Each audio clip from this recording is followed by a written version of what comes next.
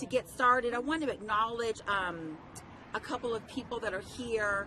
I'm your Councilmember Letitia Plummer, City of Houston at Large, Position 4. Councilmember Shabazz is here. This is her district. We are here. She's here. I did get a phone call this morning for Representative Jolanda Jones. She is in District 147. She currently had a conflict, so she was not able to attend, but she wanted me to explain to the public that she understands the urgency of this conversation, and she will be in touch and ensure that we get some answers out of this. Tamara Bell, Super Neighborhood 83, MacGregor President, she is present with us. Al Lloyd, South MacGregor Civic Club President, he is present. Travis McGee, he is the South Park Super Neighborhood President and Sunnyside Civic Leader. He has joined us today as well. We have Minister Tyrone Price, Community Engagement Director of City Cathedral Church. We have Charlene Jones, Precinct 136. We're in her district right now, in her precinct currently. And we've got Karen Farber. She's from Buffalo Bayou Partnership. They are here present. If I've forgotten any of our civic leaders or community leaders, my apologies. Ken Rogers is here as well. Okay. That's great. So what you see here today is a community coming together for a conversation that is past overdue. As a council member at large, I'm the entire city. I live in this community, so this is obviously important to me. But as an at-large member, we have 2,500 miles of bayous in this particular city. So this is not just this particular area. This is everywhere, and this is something we need to be aware of. I want to give a couple of points that we've received, information that we've received. According to what HPD has said, there is no proof that there is a serial killer involved in these killings. Now, I'm saying what we know. Okay, I want to be very, very clear. From the information that we've obtained from HPD, that is what they're saying. Police and other city officials have confirmed that there is no evidence of the linking of the deaths that we have seen. The rumors on social media have fueled fear, and what I'm here to do today is, number one, talk to community, ensure that I and my council member Shabazz, it's her district, and our community leaders bring the information to the public in a timely manner so we can eliminate any types of rumors that are traveling around the city currently.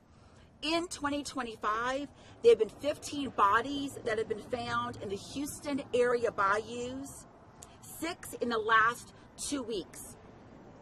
This year's cases are under active investigation, with many awaiting autopsy reports. Identified cases. At least 2 of the recent victims have been identified, including University of Houston student. I'm going to say her first name, Jade. I do not want to say her last name, but of course it's in the media, but I want to be respectful of herself and her family. Several remain unidentified, and the families need to be notified. And let me explain this, and this is in conversation with the administration, HPD. There are goals and deliverables that are going to be reached and met in the next 7 days. The goal of HPD is to identify these bodies urgently, make sure that their families are aware first, and with the families' consent, then we will make sure that you know who they are. Our goal, though, is to know gender, age, background, to ensure that we understand that the communities are aware of what's going on. But HPD and the administration has assured me, and race, yes, I'm sorry, thank you, Tamara, and race, and where they are, who they're coming from. We don't want to automatically assume these are suicides. We don't automatically want to assume that these young people have taken their lives. That is not fair to themselves or their families. So we don't want to give out any information that is not absolutely factual. Harris County Institute of Forensic Sciences is working to determine causes of death. As all of you know, autopsies take a while oftentimes, and so far autopsies have not shown any evidence of foul play. Houston has over 2,500 miles of waterways. Drownings are unfortunate and uncommon. Many victims may be from vulnerable populations, including unhoused. Some of them may have died from natural causes in these waterways, but the current information is this. We don't want assumptions. This community wants to know what is going on, what is being done, and ensuring that the factual information is given to us in a timely manner, because there's a lot of concerns. A lot of young people are feeling unsafe, and we have to give them the support that they need. Bayous may look calm, but they're extremely dangerous. There are strong undercurrents in these bayous. There's hidden debris, there's sharp objects. Police Diaz has urged residents to avoid from swimming, fishing, or any recreational activities within the bayous. Residents need to remain cautious. Our young people need to understand that if you're walking around in the bayous past dusk, you are putting yourself at jeopardy. You need to, if you're a jogger, if you're a bike rider, as you know, a lot of our bayous, there's an underpass that you can kind of go under to escape the streets. Do not do that at this time period. Go on the street, cross over safely. When it's dark outside, make sure you're in more than one person. Make sure you have your phone, have something that will allow yourself to protect yourself, like something like mace. But make sure people know who you are. Share your location. Don't be secretive. Share your location with your family. It is time to be very cautious and careful during this time while we're getting more additional information. I want to reaffirm that the fears that are from the community are necessary and they're relevant and they're important. I'm urging HPD and the administration to make sure that we give the information, demographic information, to us as soon as possible so that we can kind of dismay some of the fears that are there. I want to thank the residents for showing up and committing to making sure that our communities are safe and they are healed. I want to also acknowledge the families of the people that we have lost in these spaces, and I want the families to understand that we are going to make sure that we know what's happened to your loved ones if you're unaware of that, and our office is available to you. Councilmember Shabazz's office is available to you. If anyone sees anything, hears anything, please call 911 and let us know what is going on. At this time, I want to pass the mic over to my Councilmember Shabazz for any comments. Thank you and good morning, and thank you, Councilmember and Tamar Bell, for assembling the people of the community. I am Councilmember Carolyn Evans Shabazz, the council member for District D, what I call the District of Destination. Certainly, whenever we have deaths of any kind, it is a concern. I have particularly, this is personal to me, I have a friend a couple of years ago that was found in the bayou down by the police station. And there was never a resolution regarding his death. And so certainly this is very important. I live not very far from this area as well. But I want people to just know that we're not making assumptions just based on assumptions. We are getting information from HPD. I certainly got detailed information regarding the death of Jade. There's evidence that shows that there was nothing done, she was not tampered with in any way with foul play. There is evidence that she actually walked to the location and actually walked into the bayou. And so we are just really, really concerned because we do have two major institutions here, and we want our students to know that we are here for them. If they're having some type of mental issue that makes them feel that they are lost, because at that age, sometimes you feel that no one is listening and no one is there for you. But you are very important, and we want you to grow into adulthood so that you can be great citizens for this city. But we don't want people to panic. But that does not say that we do not want you to be vigilant. You should always be vigilant. I walk in the evenings in this area, and certainly I have to be mindful of my surroundings. The council member gave wonderful, wonderful things that need to be done. Travel in pairs, which of course I don't, but I walk in my main community. But certainly we have to remain vigilant regardless of what's going on around us, because we are in a major city and things do happen. But we don't want people to panic unnecessarily, but always be mindful of your surroundings. When you get out of the car, look around. I know I tend to get in my car, maybe coming from the grocery store, and decide I want to send a text message. Make sure you lock your car. Someone can jump in the car while you are sitting there doing your text, and they may be armed, and you may not get the opportunity to get out of the car. So we do have to raise the height and heighten our surroundings, our awareness of our surroundings. But again, I thank you. We will stay on top of this. We are engaged with HPD and the Precinct 1 Constable, who has assured me that this most recent death was not foul play.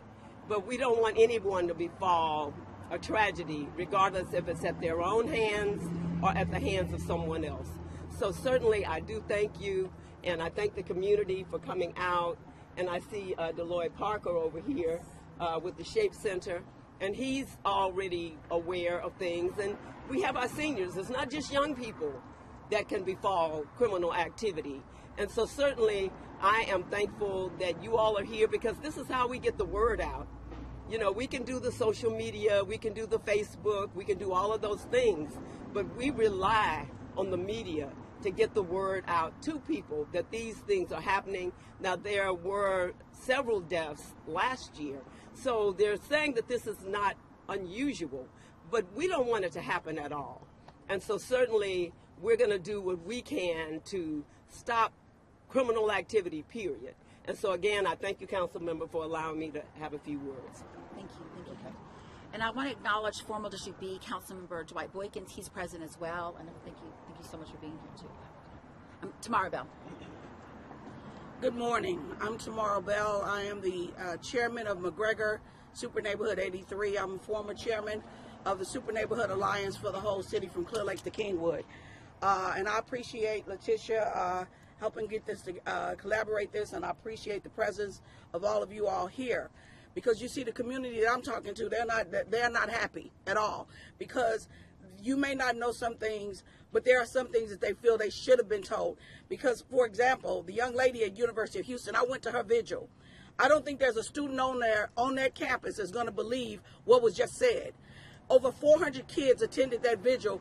This young lady was an honor student. She was a leader at the school. She was multi-talented, and they were like, she was a friend to everyone. So when people hear this, and then they hear initially this, before the autopsy is even done, there's speculation about the death and all of this, it does not give them any comfort. And then you have a total of 14 people, 6 in the last. I get it. You are still working on the last 6, but there are some things you could tell the community, because the bodies were pulled from the bayou. They were not burned. You could tell, was it male, what approximate age, what was their race, because people are alarmed. 6, I don't care what happened last year. You had a hurricane last year, so if you found people in the bayou last year, it wouldn't have surprised people. But 6 on clear days, in less than 2 weeks, people are alarmed. People are concerned, and they want answers, okay? Because there are answers you could give without doing any forensics. You could look at them and say, just like the young lady they found at U of H down, the first thing they said was that it was a woman. So people want to know. I attended University of Houston, and I attended University of Houston downtown. Hell, you can't go to class at U of H downtown without passing the bayou. You got to park at the bottom and walk over the hill. U of H, you got the bayou right here. You got bayous all over this city. We call it MacGregor, but people know it's Braves, it's Buffalo Bayou. They call it Grease Bayou. Look, this is alarming to people. I don't do social media. None. Zero. All my imaginary friends I left in pre-K. I have none now. This is lit up social media around the country, around the world. This is a concerning event to occur. I mean, it is. So you got to tell us something, because if you don't, people's imagination is going to run whether you on board or not. You had a press conference Wednesday with the mayor and the police chief, and then the next day, Thursday at 11:30, you find another body. What comfort level are we left with? So I am here to say, tell us more. We want to know. Letitia is right. Young people, I was that way when I was young. They feel they're invincible. They don't even think in their ramifications. With all that's going on, they don't. You do need to be more vigilant. If you see something, say something. Other than that, people, they won't know. But it may not look normal to you, and shouldn't look normal to you, if you see a car parked right next to the bayou. Why the hell are they over there? So say something if you see something. It takes a village. It takes the whole city. And I don't care where you live by a bayou, whether you know it or not. So I'm asking Houston and the surrounding areas, because I had no idea. They found 4 bodies in Channelview. Did y'all know that? My friend was at the beautician with one of the mothers of a kid. She said they had ate lunch and he left. 28 years old. 20 days later, his body come up and she don't know what happened. And this was months ago. So it is alarming. You cannot keep silence. You need to protect the citizens here instead of worried about the ones that won't come because this is going on. Thank you.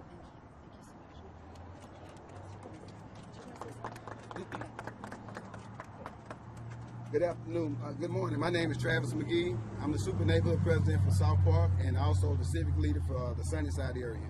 This has been very alarming to us because we have been lacking the who, what, when, where, and how from our elected officials. It's very alarming to have 15 bodies this year, 24 bodies in 2024, and 26 bodies in 2023. That's a total of 65 bodies total in the last 3 years. So it's a whole lot to be alarmed about. The lack of transparency. We just want the basic things that we learned in elementary. Who, what, when, where, how. So we don't want any assumptions. We want all 65 bodies. We want to know who they were, how they died, and things like that. We want everyone to be dealt with dignity and respect. We don't want to hear they were just homeless. They was in an encampment. We don't know who killed themselves, who drowned, but we want everything to be properly investigated here in the city of Houston. So it's very alarming when we hear the word, don't be alarmed. One body is too many. One body is too many. So we want everybody to come together and really find out what's going on here. But we really want transparency here in the city of Houston. In this particular political climate, nothing should be off the table. Thank you. Exactly. You've been a staple in our community. I just want to say that everything that I've heard makes sense. And I support us doing something. But the most important thing is for us to be consistent. I hope you understand what I'm saying. Let's not wait to find a body to deal with self-defense. Don't wait to find a body to deal with changing the condition. We got to move on it. We got to be active. What is the word? Proactive. You got to help me with them. I know that's right. Hey, we always having a senior moment. Yeah, we got to be proactive. Don't wait until you find a body. We know the conditions exist in this community that permit this to happen all the time. That means we have to move on that proactively. The civic groups, the organizations, what you're doing, what you do, all of us need to come together and move on it and do it proactively. Don't wait until something happens. It's going to happen tomorrow. So we have to be prepared to deal with the next day. We have to work on that. And I say this on behalf of the Shape Center family. We have family, we have children, we have mothers, we have grandmothers, we have elders that meet at Shape every week. And they're potential victims if we don't do something about it. That's right. So we have to collectively do something about it. And no naming, shaming, and blaming. But let's get on board, all of us, on the same ship, okay? In the same direction, okay? We can do it. So I say that, give me this. Repeat after me if it makes sense. I am. I am. Because we are. Because we are. We are. We are. Therefore I am. Therefore I am. There's no me. There's no me without you. without you. And there's no you. There's no you without me. without me. We all part of a family We all part of a family of interdependence. of interdependence. Hey y'all, we need each other. Across the board, okay? Wow. Thank you. Thank you. Thank you. Thank you. Thank you. Thank you.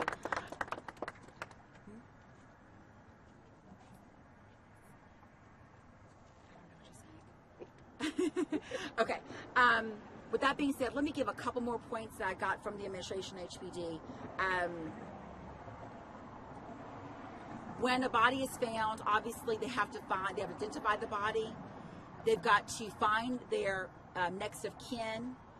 There has to be a coroner's report, and then a detective is assigned to that particular person, right? There are people. And then that's how the information. What we're asking for is basic demographic information. To be clear, we don't want to know age, race, where they're from. We don't need a name. Am I missing anything tomorrow? Race, age, what community they're from, just the basic information. Where were they found? Where were Now they they found? found. Where were they found? Where were they found? We want the basic information. What I understand, out of the 7 most recent, okay, I want to focus on the 7 most recent. HPD is able to identify 6. Well, they're going to identify 6 of them. One of them is severely decomposed, and so it's a little bit more challenging. So we may find a little bit later on that particular person, but their goal and task right now is to identify 6 of them, and we should have that information, incredibly soon. I want to. I'll open up for any questions you may have. For any questions you may have for me, yes. Retired police officer Marcella Guidry could probably speak from HPD's perspective right here. If she wants to. Okay. I'm just throwing it out. Yeah, I don't want to put anyone. I want to be really respectful of your position. I'm glad that you're here. I do want to be respectful. When HPD comes out and does a formal press conference, that is their position, and I want to make sure that I'm not putting any words in anyone's mouths and making sure that we're sticking to it, because that's going to continue to put out information that may not be supported. So I want to acknowledge that. I want to take questions from the media. What have they said as into why they are not giving out this information that you all are demanding now? It's just timing. They're just I'm giving you what they're telling me. Okay, I'm not saying that's the right information. I'm just saying what they're giving me. They're just saying they need more time, but they understand. Let me tell you this though: the fact that everyone is here today, the fact that we called this meeting and this press conference, the urgency is there. They understand that the community is asking and wanting to know questions. So I'm assuring everyone that we're going to know information very, very soon. And have they announced any, beefing up security in that area? We know it's a really big, distance to cover, but what have they said? What are they going to do? So because it's a bayou and it's 2,500 miles of bayou, it's very difficult because it's a current. So I know that at the surface it looks like it's really calm, but I know that when it doesn't, if you live in the area, you know that small narrow channel that's in the center, there's a very heavy undercurrent there. So even though a body may be dropped in one area, that may not have been specifically where they've died. It could have started somewhere else. So in terms of security, I think that may be a bit challenging, but I will ask the question and get a better answer for you. Yes. I just wanted to add something Yes. to that. We're asking the surrounding communities, if you have camera footage, could you make sure that you check your cameras? Because of it being Yes, 2,500 absolutely. miles, we can't feasibly put cameras all over the bayou. But there are people who have picked up certain things in their cameras at home. So if you don't check it on a regular basis because you're not having a personal issue, we're asking that you do check, especially when you hear that these things have happened, because you may be that piece of information that is needed to be able to let people know if there is something to be alarmed about or whether they can rest easy. Right. So Because thank you. keep in mind, every single person that has been found will get assigned to a detective, and there will be a specific investigation happening. So questions, knowing who they are, where they're from, who their families are, who their friends are, what they've been up to in the last couple of days, like all those normal investigative activities are happening to all of them, and that's ongoing. Yes, absolutely. To back up what she said, as they said, it's 14 bodies. They found 6. The other bodies they found back in April. I just don't believe those other 8 people are unidentified. Right. Seriously. Right. That part could have been released. And as I said, the things that we're asking, it doesn't take an autopsy to do most of the things we're asking. And that's sex, approximate age, and race. Right. That's a visual. No, absolutely, and that's something that I know my office and Councilmember Shabazz's office are going to be diligently working on to making sure we get that basic demographic information. Are they doing anything directly to communicate with the local universities? Is there any collaboration in encouraging students to be proactive in what they're doing? No, absolutely. It's a great question. I've actually reached out to University of Houston and Texas Southern. We're engaging the young people. My goal is to, myself and Councilmember Shabazz, we're going to go and have meetings just like this at the schools, and we're letting the students arrange those for us. We also have some police officers that do a lot of community outreach, and they're also willing to go in and talk about safety and how they can be more safer and watch their surroundings, and just some tips to ensure that they're safe and protected. And one other thing, we do have... Oh, Constable, yeah, Constable Smokey Phillips is actually here too. Thank you, Constable, for being here. I appreciate you. Yes. Okay, hold on. We do have several law enforcement agencies in this area, including Texas Southern and University of Houston, Houston Community College, and certainly Constable Smokey Phillips in his office. So we're asking that they all step up the patrols. As Deloitte says, we want to be proactive. We don't want to be reactive. So we're going to engage them as well, not just the students. We need the students to certainly know how they should operate safely. They're in college now, and some of them are spreading their wings, but we need them to know, even though we want you to enjoy this experience, you must be vigilant about your own safety. Absolutely. What do you say to the people in the community who are saying the city doesn't want a stain on it right now? World Cup coming. What do you say to those people? Well, I will say that you have council members like myself and Councilmember Shabazz, and that's just not going to fly. No, we need to understand, we don't care what events are coming to the city of Houston. Our responsibility is taking care of the citizens in the city of Houston. I'm an at-large member. That means I'm in charge of everybody. And I know that what my charge is, and that's not acceptable. And I want people to know you've got people on that horseshoe that care. You've got community that are supporting us and making sure that we get the answers for you.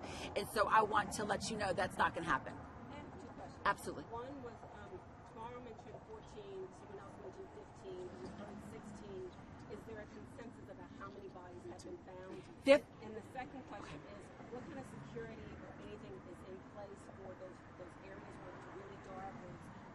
This is actually out in the open, but there are places down in Buffalo Bayou that are very scary. Yeah, no, I understand. I can't specifically answer what's happening in those particular areas. We have 2,500 miles of this. It's a lot of space. So it's really a point to where a community has to be aware, and they need to know what they need to do to protect themselves. So the sun's going down earlier. We know when dusk happens. Like I mentioned before, don't ride your bike underneath the underpass. I mean, there are areas in the underpass. I'm a cyclist. I know there are areas people can hide. So you have to be diligent yourself and be responsible in terms of making good decisions when it comes to traveling on our Bayou Greenways. And the 15 is the number. And it would be a good idea if you carry mace or something that you can help defend yourself. Okay. And certainly in regards to the question about the World Cup and all of that, as council member said, we're not concerned about all of that. Sure, that helps the economics of the city, but we want the city to be safe. And we don't want just a false picture put forth. And we're not trying to politicize anything. We certainly want all of this to be done on a regular and consistent basis. Right. And so if there is an unsafe environment, then the people need to know where they're going, because we need them to be vigilant as well. Right. You all are kind of saying these are the safety measures people should be aware of. Don't go under bridges. Be aware of the timing. Bring mace. It could lead people who are listening to this at home that there is someone hiding under the bridges, trying to grab people at night. Can you guys kind of affirm that that's not what you're suggesting? Yes. Because people can construe it as Right. No, I am saying what we normally should do living in an urban city. We are living in the 4th largest city in the nation. Okay, and so these are things, I have 3 sons. I tell them the exact same thing every single day. We have to be responsible for ourselves and our own safety. So I am absolutely not saying that there's any reason to be alarmed. If there is a reason to be alarmed, we will be the first ones to let you know, because that's important. Our responsibility is protecting our community. But no, I'm just saying we live in an urban environment, which means that there are protections that you have to naturally take to make sure that you are responsible for your own safety and your own well-being. And we have National Night Out coming on Tuesday, October the 7th. We're asking all of the civic club leaders and the media to come out so that we can let people know who may not know what's going on. But that is a perfect night. How best to help and serve your neighbors than to let them know that there are safety issues in this big city that we must address. But we certainly don't want to just alarm people any more than necessary. But at the same time, we want people to always be vigilant. Absolutely. Because it may not be the Bayou, it may be you or you. So we need to make sure that these things are getting done consistently. And I want to say something to what you said, Rowan. Yes. I want to go to what Rowan said. We're not saying that there is somebody under there or that there is somebody not under there. We got 14 15 rather, people that's found in the bayous. We don't know how they got in the bayou. We don't know if they were thrown in the bayou, if they walked in the bayou, if they lived by the bayou, if they saw the bayou. We don't know how they got in there. So we are just saying, be vigilant, okay? We're not saying that there's, somebody in the bushes. We're saying be vigilant because it may be somebody in the bushes. That's what we're saying. We don't know. We have no answers to how they were there. We don't know. So we are saying, please be vigilant and keep your eyes open. If you see something, say something. And to know what's going on is reasonable. People need to know, because when you don't know, that's when rumors really, really fly. And so this community, as the city of Houston, is entitled to know details of what transpired. And then that way we can certainly know what is going on, which is reasonable to want to know what's going on in order to prevent these things from continuing. And the other thing I want to say to young people is, I know oftentimes you have privacy and you don't want your mom and dad or your aunt, uncle, grandma to know where you are. That is not a great way of thinking right now. Somebody needs to always know where you are and who you're with. It is really important to share your location with someone that you know cares about you. Check in with people. If someone is not shown up for a couple days or, a day or 24 hours and you feel concerned, young people, y'all look into that. Ask questions. Make sure. We all have to protect each other. We are a community. Look who is standing behind us right now. This is community. And like my grandmother always says, the village raises us. And so the village has to stay together, and we are here to support you. But you also have to support yourself and protect yourself. Any other questions? I don't know which one of you said it, but I thought someone said that there was a video of Jay, the victim, walking into the bayou. Did you say? I don't know anything like that. I didn't say there was video. I said there was evidence of her walking into the bayou. I'm not, at liberty to address anything, regarding that. But certainly, it disturbed me. But I do realize that it's a lot going on, y'all. It's a lot for adults to be able to deal with the things that are happening. So you can imagine what could be happening to the students. Their money is being impacted, the health care, everything for them as well. And so we want to make sure that the community that hears this is letting everybody know this is happening. And you can call Councilmember Plummer's office, you can call my office, but you can call 311 and tell them that you have a concern regarding something that you saw. And let me say this too. If you see something in progress, don't just call and say, I want to report something. Use those words, in progress. I believe that will help you get a more expedient response. But the important thing is to get the word out, which is key for people to preserve their own well-being and safety. And I want to be a little bit careful in terms of making assumptions on what, for example, for Jade, I want to be respectful of that. I only want to give factual information. I don't know what Jade was doing. We don't know until we understand that clearly, to respect her family, to respect herself. It is unfair for us to make an assumption. And so I'll be very, very clear. I am not, until I get an investigative report from HPD, I am not saying that Jay did anything irresponsibly, that she was dealing with anything. I want to be very, very clear on that in this press conference, okay? Because, yes. One other thing, I want to make sure that I didn't put out false information. I got this from a credible source. And so certainly I'm not one that wants to just fire the alarm off. But certainly this is something that we must stay on top of. If she was experiencing some mental difficulties, we want the other students and the people in the community to know we care. Do not think that what you're saying and doing is not important, and we want you to remain Any other questions? Safe. So it seems, there's two factors, mental health and home. No, let me be very clear. Yes. So concerning with the victim, and then some victims they claim, homelessness. Mm-hmm. There's two issues that plague the city, intersecting in some way. What is the city going to do about Okay, so first I want to dispel the mental health piece because that is not proven. Okay, we don't know that. Right. I want to acknowledge the homelessness piece because that has been released by HPD, but we want to also get more investigative information on that piece.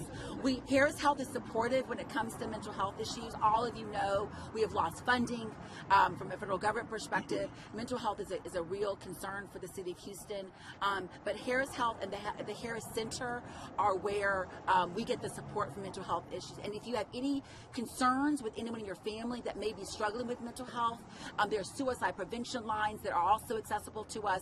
Please call our offices and let us assist you with getting to the right person so that you can get and maintain the assistance you may need. But we are not saying, yeah, we're going to wrap this up. We have the Harris County Before we wrap this Mental up, I want to Hospital say, right across the street, right across the bayou. before we wrap this up, I want to make sure y'all get this out to the public.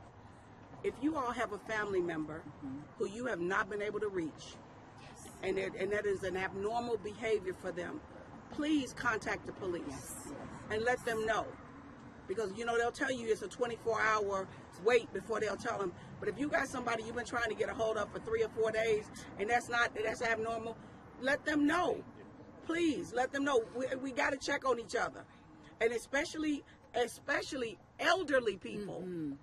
I mean it. So please get that out. If you have somebody that you have not heard from in days, be responsible and check on them, please. And you can request a wellness check. Any other questions? I have one. Okay. I know you all said that you want the police to start coming out more around the bayous and to protect it, but as a community, have we done our part?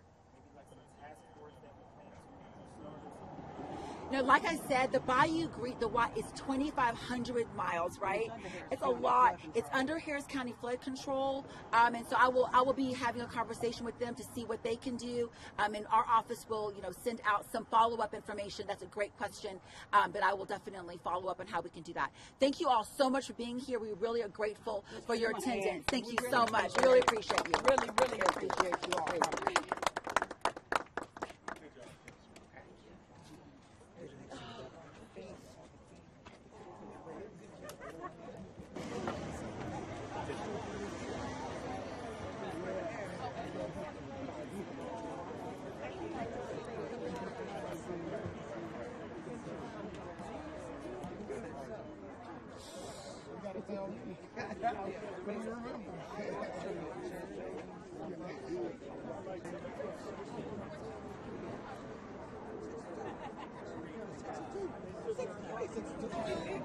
What are you? I go to feed my